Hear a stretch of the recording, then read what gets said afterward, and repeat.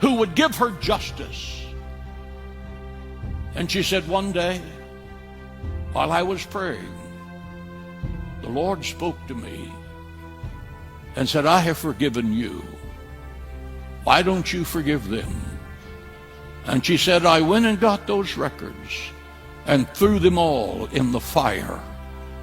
And she said, when tears were flowing down my cheeks, I felt an invasion of the love of God that flooded my soul that I have never known in all of my life. Who is it in your life you need to take the mental records and throw it in the fire so that you can have a wonderful life? Why forgive? Not for the benefit of the other person, but for your benefit. Well, how often should I forgive? That's always the question. It was the question Peter asked.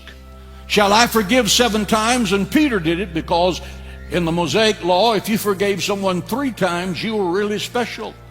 So Peter upped the ante to 7 because 7 is the number of perfection, and he thought he was really being spiritual by offering the number 7. And Jesus said, no, 70 times 7, which is 490 times.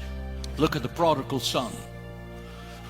And Jesus said the prodigal son had gone into a far country and had wasted his substance with riotous living. And when no man came to him, he was in that pig's pen, fighting them for something to eat. In his heart, he knew back home that he had a father that loved him enough to forgive him. And that knowledge saved his life. He got up and he shook the slime off of his body and started walking the long road home. The father was watching for him. And while he was a long way off, the father ran down the path to his boy.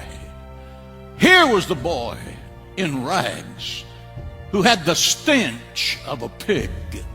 And he put his arms around him and embraced him and said, bring the robe, bring the ring, bring the shoes. My son is home. His forgiving love saved that boy's life.